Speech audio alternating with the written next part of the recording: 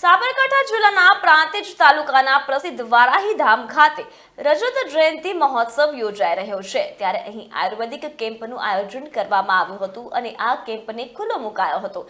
આમ તો વર્ષોથી લોકો આયુર્વેદિક દવાઓનો ઉપયોગ કરે છે।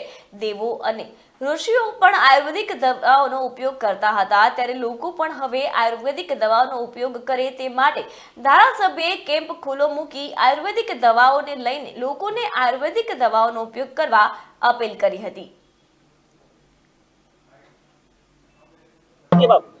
આજે પ્રાંતિજ તાલુકાના ઓગલુ ગામે વારાહી માતાના રજત પ્રસંગે ગામની અંદર માતાજીના દર્શન કરવાનો લાવો મળ્યો, સાથે આશીર્વાદ પણ માતાજીને લીધા અને એક શુભ સુંદર સારું કાર્ય અમારો આયુર્વેદિકના અધિકારીઓએ આવી અને આયુર્વેદિક કેમ્પનું આયોજન કર્યું। આયુર્વેદિક કેમ્પની સાથે સાથે જે આપણી પદ્ધતિથી જૂની પદ્ધતિ તરફ વાળવા માટે આરોગ્યના આપણા આયુર્વેદિકના અધિકારીઓ ખૂબ જ હાજર છે અને ખૂબ સારી ટ્રીટમેન્ટ સારી દેવા આપું છું। હું ખુદ આયુર્વેદિક દવાનો ઉપયોગ કરું છું।